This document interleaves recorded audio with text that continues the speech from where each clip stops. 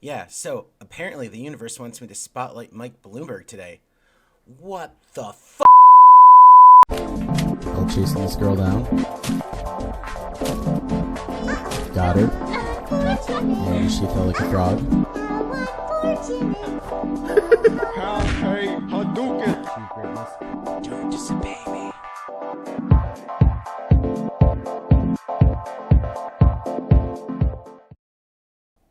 Hey guys, Kyle here from IHH Media. This one's going to be a quick one today, just trying to churn something out in like 20 minutes before I have to go into work. Also, bonus points if anyone figures out why I'm wearing my Houston Astros gear in this video. It's related to the fact that apparently I don't have a very high opinion of my free time, considering, I said I watched the Democratic debate in Nevada. This happened.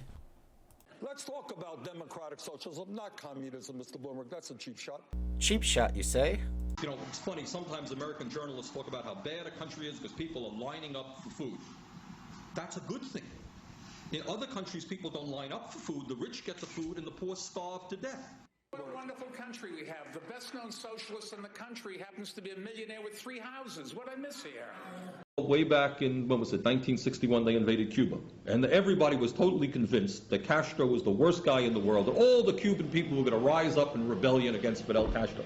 They had forgot that he educated their kids, gave them health care, totally transformed the society. You know, not to say that Fidel Castro or Cuba are perfect. They are certainly not. But just because Ronald Reagan dislikes these people does not mean to say that the people in their own nations feel the same way. Well, you'll miss that I work in Washington, House 1. That's the first problem. I think most of the people here also were extremely impressed by their public transportation system. In fact, it was the cleanest, most effective mass transit system that I've ever seen in my life. They move 6 million people a day. You wait 15 seconds in rush hour between one train and another. The stations themselves were absolutely beautiful, including many works of art, chandeliers that were beautiful. It was a very, very effective system. Also, I was impressed by the youth programs that they have, their palaces of culture for the young people, a whole variety of programs for young people, and cultural programs which go far beyond what we do in this country.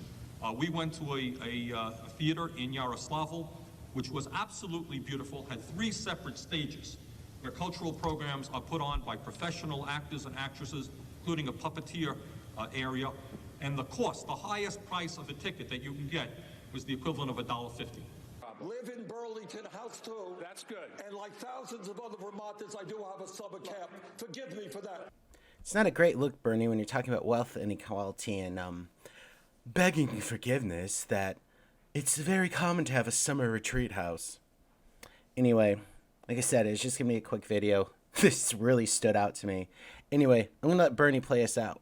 Peace. Was my first trip to the Soviet Union, and I do not claim that after 10 days there, I am an expert on the Soviet Union.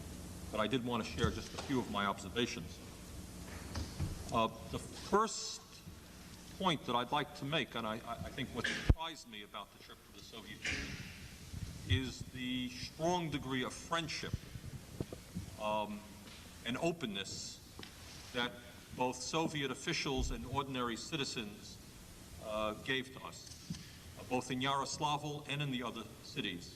Both the officials and the people were extremely generous and warm, and I was very surprised by the degree to which, in fact, they like Americans and admire Americans.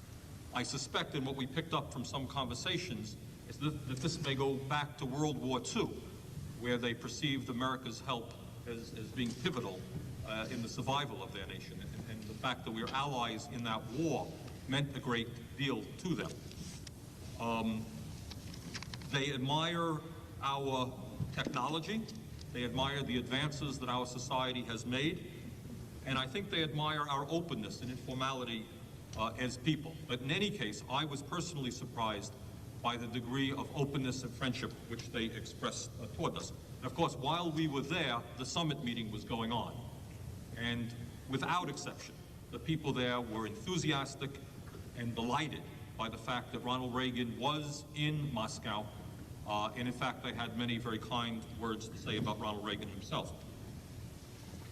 The other observation that I would make is that I was surprised by the degree of self-criticism which Soviet officials were prepared to make about their own society.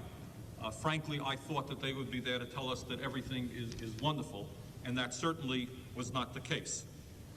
For example, they are absolutely open in acknowledging that they are not a democratic society, and that those people we spoke to want to become a democratic society, and right now they are in the midst of an extraordinarily important and turbulent point in their history, at least some of them are, to try to determine how they go from where they are today to become a more open and democratic society. And I know that John Franco has in front of them a copy of the Moscow News, which is a publication that comes out in English, French, and a few other languages, including, I believe, Russian, which has some self-criticism and some debate, which is extraordinarily interesting and surprised many of us very much.